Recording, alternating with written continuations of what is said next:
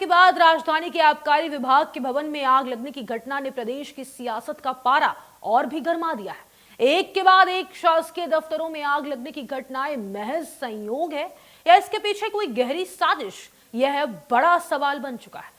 विपक्ष का आरोप है कि डीईओ कार्यालय में लगी आग के बाद अब आबकारी भवन के उस कमरे में भी आग लग जाना, जिसमें आबकारी विभाग के महत्वपूर्ण दस्तावेज रखे थे, जिनका अगले दिन ऑडिट होना था, और उनका जलकर खाक हो जाना, यह दर्शाता है कि सरकार के कार्यकाल में कोई बड़ा घोटाला हुआ है। वहीं सरकार इसे महज एक घटना बता रही है और विपक्ष के आरोपों को बेबुनियाद और निराधार करार दे रही है। सरकार का दावा है कि सभी महत्वपूर्ण दस्तावेज सुरक्षित हैं। साथ ही विपक्षी नेताओं पर तंज कसते हुए यह भी कहा जा रहा है कि कांग्रेस शासनकाल में हुए आबकारी घोटाले से जुड़े दस्तावेज भी आज तक सुरक्षित हैं।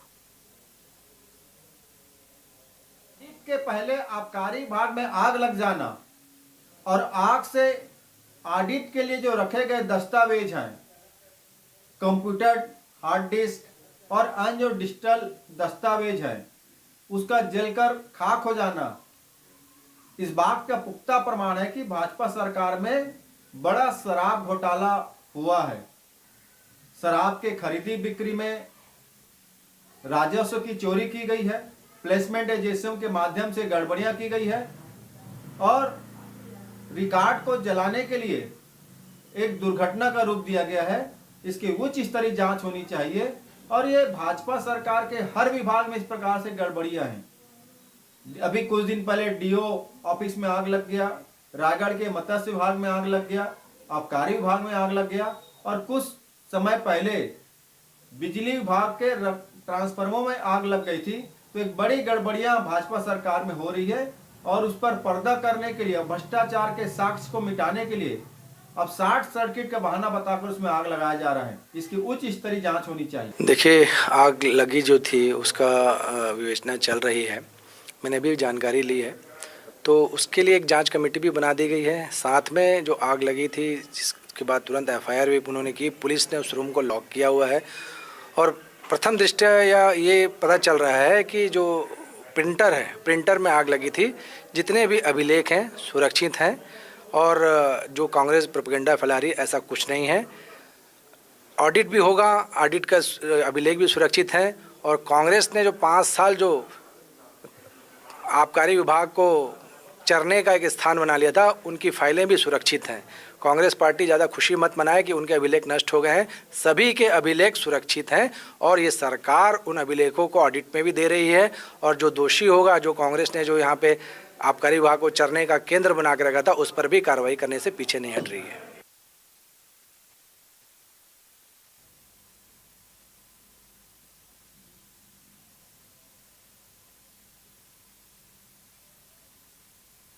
तो पहले भी डीईओ कार्यालय में आग लग चुकी और एक बार फिर से आबकारी विभाग कार्यालय में आग लग जाना कई सवाल खड़े करता है और इसी मुद्दे पर हम चर्चा करेंगे। कुछ खास मेहमानों की मौजूदगी, इंट्रोडक्शन आपसे करवा देती हूँ। कांग्रेस के प्रवक्ता विष्णु सिंह देव जी इस वक्त हमारे साथ और बीजेपी के प्रवक्ता संतोष दास जी इस वक्त हमारे साथ जुड़ चुके हैं। आप दोनों का बहुत स्वागत इंडिया न्यूज पर। शुरुआत करूंगी मैं संतोष दास जी आपके साथ। ऑडिट से सर ठीक एक दिन पहले आग लग जाना और इतनी बड़ी फाइलें और काफी महत्वपूर्ण दस्तावेज बताए जा रहे हैं नष्ट हो जाना आग में, क्या सरकार सिर्फ इसे इत्तेफाक मान रही है? पहले तो इंडिया न्यूज के सभी दर्शकों को मेरा नमस्कार है, सभी पैनलिस्ट को भी नमस्कार है। बिल्कुल ये एक सामान्य घटना है। पहले तो ये जो कांग्रेस के लोग इसको प्रोपेगेंडा बता रहे हैं कि इसमें भ्रष्टाचार हुआ और जानबूझकर आग लगाई है, ऐसी कोई बात नहीं है। और निश्चित रूप से ये स्वाभाविक घटना होती है। आग लगने की घटना कहीं भी हो सकती है। ऐसा नहीं कि केवल आबकारी विभाग में आग लग गई या डीओ ऑफिस में आग लग गया तो ये बहुत बड़ी बात हो गई, ऐसा कुछ भी नहीं है। ये सामान्य घटना है और सारे दस्तावेज भी सुरक्षित हैं और कांग्रेस को तो बहुत प्रसन्न होने की जरूरत नहीं है। या उनके सारे डॉक्यूमेंट अभी सुरक्षित हैं जो उन्होंने पिछले कार्यकाल में 2000 से 3000 करोड़ का सबसे बड़ा घोटाला, छत्तीसगढ़ का शराब घोटाला, जिसमें इनके बड़े बड़े नेता शामिल हैं, ऐसे वो सारे दस्तावेज भी शामिल है जिसकी जांच ईडी और ईओडब्ल्यू कर रही है। तो निश्चित रूप से आप कांग्रेस को ज्यादा खुश होने की जरूरत नहीं है। तो अगर सभी दस्तावेज सुरक्षित हैं जो कि महत्वपूर्ण थे ऑडिट के लिए, तो सर क्या उसका कोई सबूत है आप लोगों के पास? और अगर सुरक्षित हैं तो उसको सार्वजनिक क्यों नहीं किया गया अब तक? संतोष जी। नहीं, उसको सार्वजनिक हो चुकी ईडी और ईओडब्ल्यू की सबकी जांच चल रही है, और खासकर आबकारी विभाग कोई भी दस्तावेज सार्वजनिक कैसे होगी? वो तो निश्चित रूप से मान के चलिए विभाग के पास है, और विभाग की अपनी जानकारी है। विभाग ने कहा भी है कि जो महत्वपूर्ण दस्तावेज है वो अब सुरक्षित हैं। निश्चित रूप से आग लगी है, आग लगी की घटना बहुत दुखद घटना है, ऐसा होना नहीं चाहिए। लेकिन स्वाभाविक रूप से कोई भी अगर कहीं शॉर्ट सर्किट हो सकता है, कोई कहीं इसमें इसमें ये सब जांच का विषय भी है, और विभाग भी जांच कर रही है, और सरकार ने जांच के लिए कहा भी है, एफआईआर भी हुई है कि कहीं कोई ऐसी कोई घटना तो नहीं है। तो इसको इस दृष्टि से भी देखा जा रहा है, सभी पहलुओं पर जांच कर रही है सरकार, जी। और निश्चित रूप से सरकार कहीं ना कहीं जांच करके उसके बाद किसी न किसी नतीजे पर पहुंचेगी। ठीक है विष्णु जी, आपका रुख करूंगी मैं। देखिए, आप लोग लगातार यही कह रहे हैं कि सरकार के द्वारा ये कांड करवाया गया है और जानबूझकर आग लगाई गई है। तो ऐसे में सवाल ये भी खड़ा होता है कि आप लोग किस आधार पर ये आरोप लगा रहे हैं? क्या इसका कोई ठोस सबूत कांग्रेस पार्टी के पास है? क्या विपक्ष ठोस सबूत देने के लिए तैयार है? देखिए, भारतीय जनता पार्टी का इतिहास रहा है कि झूठ की राजनीति करना, और झूठ की राजनीति के साथ अब ये लोग वर्तमान समय में आग की रणनीति के साथ आग की राजनीति करने पे उतारू हो गए हैं। भारतीय जनता पार्टी के लोगों ने इससे पहले भी कई दफ्तरों में आग लगाए, और ये सामान्य सी घटना कहने वाली ये बात है। आपके 2 दिन के बाद आपका ऑडिट होने वाला है, आप आज आग लग जाता है।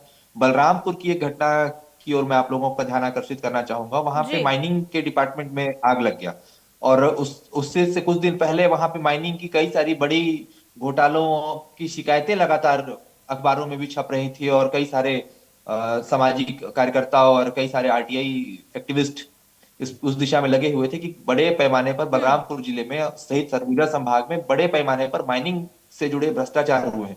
उसके बाद वहां पे आग लग जाती है। उसी प्रकार डीओ कार्यालय में आग लग जाती है। तो क्या इन घटनाओं को आप एक सामान्य सी घटना आपको प्रतीत होती है क्या? लगातार पूरे प्रदेश में तमाम कार्यालयों में, उन कार्यालयों में जहां पे भ्रष्टाचार की जांच होने वाली है या जहां पे ऑडिट होने वाला है, जहां पे कई प्रकार की शिकायतें मिल रही हैं, उन कार्यालयों को आपके हवाले कर दिया जा रहा है, और अपने जो सबूत है उन्हें जलाने का काम ये सरकार करा रही है कि कहीं गलती से भी इनके लोग उसमें फंस करके ना सामने आ जाएं, और इनके लोगों भ्रष्टाचार की लपटें इन लोगों नहीं। तो देखिए, आप लोग दावा कर रहे हैं कि घोटाला किया गया है विष्णुदेव साय की सरकार में, तो फिर अब आग लगने के बाद ही आप लोगों की नींद खुली है क्या? अगर घोटाले का दावा आप लोग कर रहे हैं तो पहले अदालत का रुख क्यों नहीं किया? क्यों नहीं एफआईआर दर्ज करवाई? और क्या आप लोगों का ये मानना है कि ये जो आग लगी है इसमें सीधे तौर पर जिम्मेदार सरकार में बैठे लोग हैं? बिल्कुल सीधे तौर पर सरकार में बैठे हुए अधिकारी और अधिकारियों के साथ साथ वो नेता हैं जिन्हें छत्तीसगढ़ की जनता ने चुन करके भेजा है सत्ता संभालने के लिए। अगर कहीं पे भ्रष्टाचार की आरोप लगता है और किसी डिपार्टमेंट के ऊपर कई कुछ बातें अखबारों में छप जाती हैं, टीवी चैनलों के माध्यम से आप लोग इनके भ्रष्टाचारों को जनता के बीच लेकर के आते हैं, आरटीआई एक्टिविस्ट इन लोगों की भ्रष्टाचार की बातें आम पब्लिक के बीच में आने वाली रहती है, और 2 दिन बाद आपका वहां पे ऑडिट होने वाला है और उसके साथ आग लग जाती है। मैं इस घटना को सामान्य नहीं मानता हूँ। प्रदेश में कई सारे ऐसे घटना लगातार घटित हो रहे हैं जिससे ये प्रतीत होता है कि ये सरकार आग वाकई में सरकार में बैठे लोगों ने लगवाई है तो ये जांच का विषय है, जांच में सामने आ जाएगा। लेकिन सीधा सवाल आपसे यही है जो कि मैंने पहले भी आपसे किया कि अगर आपको लग रहा था कि पहले से घोटाला किया जा रहा है, उसको छुपाने के लिए पहले डीओ कार्यालय में आग लगवाई गई और अब आबकारी विभाग में आग लगवाया गया है, तो आप लोगों ने अदालत का रुख क्यों नहीं किया? क्या कोई शिकायत दी आप लोगों ने? कोई मोर्चा खोला इस बारे में, या सिर्फ अभी आग लग रही है तब जाके आवाज उठाया गया है? देखिए, 2 दिन के बाद वहां पे ऑडिट होना था। ऑडिट के बाद कई सारी चीजें खुल करके सामने आ जाती, और ऑडिट से पहले सिर्फ कयास लगाए जा सकते हैं। जो अंदरूनी खबर है, जो अंदरूनी जानकारी है, उसके आधार पर हम लोग बात कर रहे हैं। कई बड़े पैमाने पर वहां पे जो उन फाइलों को नष्ट कर दिया गया है, जिससे भारतीय जनता पार्टी के लोग सीधे तौर पे जुड़े हुए थे। अभी आप उसी प्रकार से देख लीजिए, जिस प्रकार से कवर्धा सहित तमाम प्रदेश के हिस्सों में ये लोग कह रहे हैं कि लगभग 20 से 25 करोड़ का धान चूहा खा गया। तो क्या 25 करोड़ रुपए का धान चूहा खा सकता है? वो भ्रष्टाचार अभी ये जब खत्म हो जाएगा, धान खरीदी समाप्त हो जाएगी, पूरी तरीके से धान खरीदी समाप्त हो गई है अब इसके बाद अगर उसका ऑडिट होगा तो आप देखिएगा छत्तीसगढ़ में लगभग 500 करोड़ रुपए का बड़ा घोटाला धान खरीदी के माध्यम से सरकार में बैठे हुए ऊंचे पदों पर लोगों ने और इनके राजनीतिक संरक्षण में इनके तमाम मंत्रियों ने उसका लाभान्वित हुए हैं। पूरे छत्तीसगढ़ में धान खरीदी बहुत बड़ा घोटाला है। मैं इस आरोप को लगा रहा हूं और हम लोग लगातार इसके लिए, और ये लोग तो सीधा चूहा को चलिए ठीक बदनाम है, मैं करने का जवाब काम ले कर रहे लेती हैं हूँ कि कहीं संतोष जी से। ठीक है संतोष जी, जवाब दे दीजिए। देखिए एक के बाद एक गंभीर आरोप लगा दिए उन्होंने, कह रहे हैं कि घोटाला छुपाने के लिए आप लोग आग लगवा रहे हैं ताकि जनता के सामने आपकी सरकार में जो घोटाले हो रहे हैं वो उजागर ना हो पाए। देखिए सावन के अंधे को हरा ही हरा दिखता है, और ये कांग्रेस के लोग तो जिनके चेहरे भ्रष्टाचार के कालिक से ऑलरेडी पुते हुए हैं। पिछले 5 सालों में अपनी सरकार में उन्होंने कितने भ्रष्टाचार किए सबको मालूम है, और वो भ्रष्टाचार की बात कर रहे हैं तो उनको हर जगह भ्रष्टाचार ही दिखता है। देखिए ये विष्णुदेव साय के सुशासन की सरकार है और जीरो टॉलरेंस की सरकार है भ्रष्टाचार के मामलों में। तो इसलिए मैं कह सकता हूं कि ये बिल्कुल भी कहीं भी कोई अनियमितता नहीं है, कोई भ्रष्टाचार नहीं है। ये बिल्कुल सामान्य सी घटना है, आग लगने की घटना। और ये हमारे कांग्रेस के जो प्रवक्ता मित्र हैं, ये हमारे ख्याली पुलाव पका रहे हैं कि इस पर ऐसा हो सकता है कि कयास लगाए जा रहे हैं। उन्होंने वो खुद कह रहे हैं कि कयास लगाए जा रहे हैं, तो कौन से कयास लगाए जा रहे हैं, कौन से आरोप हैं, जरा आरोप तो बताइए आप। कौन से, किस विभाग में क्या भ्रष्टाचार के आरोप हैं? आपने तो कोई शिकायत भी नहीं की, न किसी धान प्रकार की खरीदी कोई का कभी जिक्र किया उन्होंने कि धान खरीदी में बात बड़ा नहीं की। घोटाला हुआ है। संतोष जी धान खरीदी का जिक्र कर रहे हैं वो। नहीं, धान और खरीदी पर भी तो जांच इनके चल रही है ना। धान इनके खरीदी मंत्री पर उस भी बात जांच को चल रही स्वीकार है। कर रहे हैं जो कि शिकायतें चूहा मिली हैं, धान उस खा पर गया। ऑलरेडी जांच हो रही है, और जांच होने के बाद देखिए दूध का दूध पानी का पानी हो जाएगा। तो सारी चीजों पर जांच चलेगी। लेकिन जीरो देखिए टॉलरेंस, ये भ्रष्टाचार पर जीरो टॉलरेंस की सरकार देखिए है, और सवाल बिल्कुल भी सवाल बर्दाश्त नहीं सरकार करेगी। पर तो खड़े होंगे ना, क्योंकि देखिए पहले डीईओ कार्यालय में आग लगा तो अब तक कोई स्पष्ट नहीं हो पाया है कि क्या कारण थे, क्यों आग लगी, अब तक जांच में साफ नहीं हो पाया है। तो अब जब आबकारी विभाग कार्यालय में ये आग लग गई है तो फिर और कितना समय लगेगा दोनों कार्यालयों में आग लगने के कारणों के स्पष्ट होने में?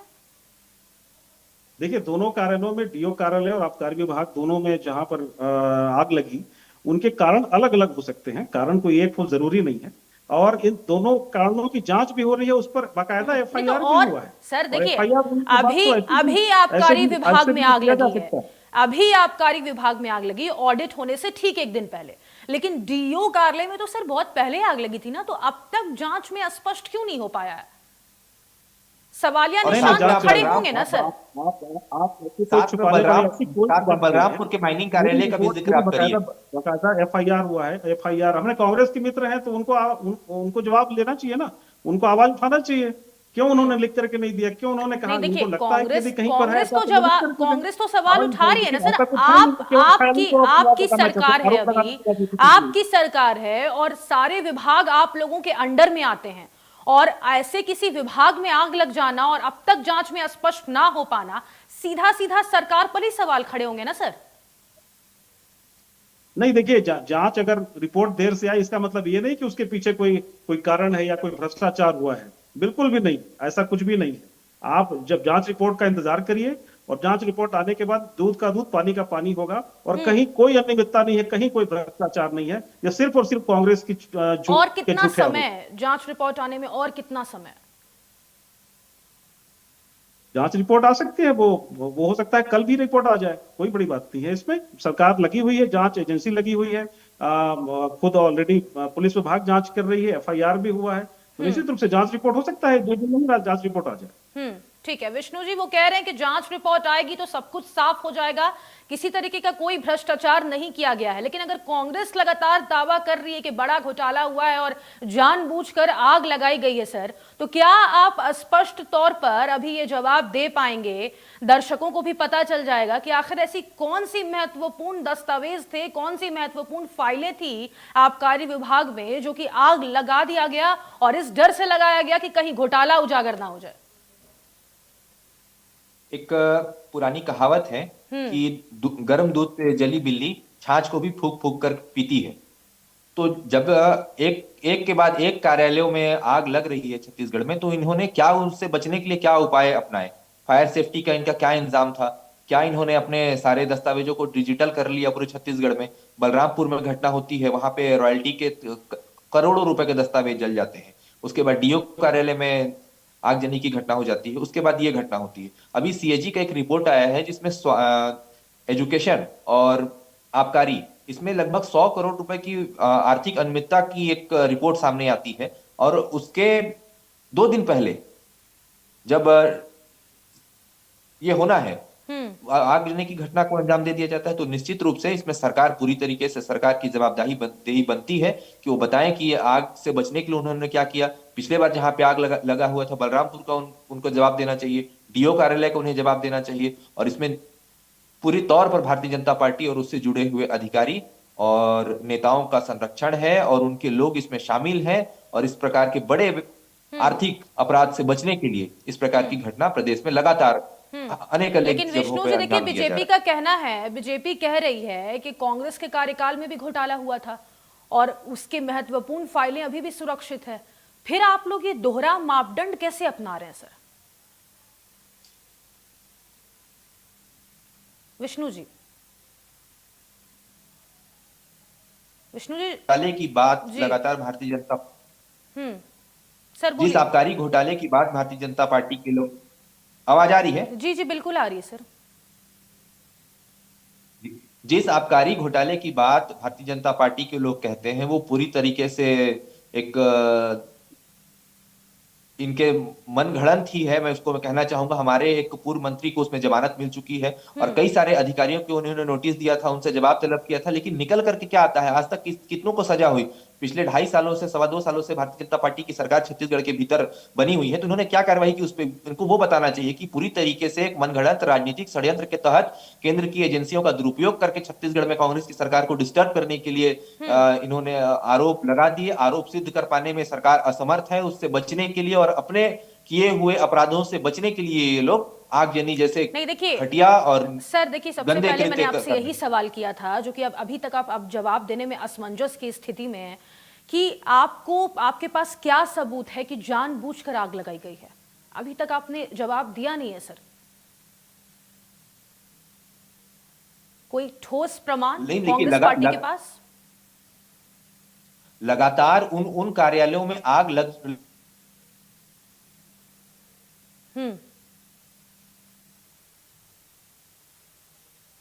जी जी कहिए विष्णु जी, आवाज आ रही है आपकी? जी जी, मैं ये बोल रहा हूं 2 दिन बाद जिस कार्यालय में ऑडिट होना है उस कार्यालय में आग लगना, जिस कार्यालय की रॉयल्टी की शिकायतें कलेक्टर से की गई और प्रदेश के बड़े अधिकारियों से की गई, उस बलरामपुर के कार्यालय में आग लग जाना, तो क्या ये सामान्य सी घटना प्रतीत होती है आपको? निश्चित रूप से इसमें अपराध की बू आ रही है मुझे। ठीक है संतोष जी, आपके पास आऊंगी मैं। वो कह रहे हैं निश्चित तौर पर अपराध की बू आ रही है। जी, अपराध की बू तो इनके 5 साल के कार्यकाल से आम जनता को आ रही थी, तभी आम जनता ने इनको पलट दिया और भाजपा की सरकार बना दी छत्तीसगढ़ में। निश्चित रूप से ये जो हमारे कांग्रेस के मित्र कह रहे हैं कि इसमें कोई दम नहीं, इनके आरोप में कोई दम नहीं, इनके पास ना कोई प्रूफ है, केवल आरोप लगाओ और निकल जाओ। आरोप में कोई तथ्यहीन बातें कह रहे हैं, कोई आधार नहीं है उन बातों का। वास्तव में देखिए, जो पिछली सरकारों में जो घोटाले हुए, शराब घोटाला की बात अभी हमारे मित्र कह रहे थे, शराब घोटाला, इनके मंत्री को, जो केंद्रीय मंत्री पूर्व मंत्री रहे कवासी लखमा, उनको अभी जमानत मिली। जमानत किन शर्तों पर मिली? सुप्रीम कोर्ट ने क्या कहा? सुप्रीम कोर्ट ने इनको छत्तीसगढ़ में घुसने से भी मना कर दिया कि छत्तीसगढ़ में पैर नहीं रख सकते। कहीं ना कहीं ये बहुत संगीन अपराध इन्होंने किया था, शराब घोटाला करके लगभग 3,000 करोड़ का। और यही नहीं, अभी इनके जो IAS जो फंसे हुए हैं, सौम्या चौरसिया, चितरंजन दास फंसे हुए हैं, इनके पूर्व CM के बेटे चैतन्य बघेल फंसे हुए हैं। ये सारे आरोप, अभी ये आरोप सब पर लगे हुए हैं। अभी ये अभी दोषी करार होंगे। अभी निश्चित रूप से मानिए सबको जमानत सिर्फ मिली है। जमानत मिलने का मतलब ये नहीं कि ये सजा से बच जाएंगे या इन्होंने अपराध नहीं किया।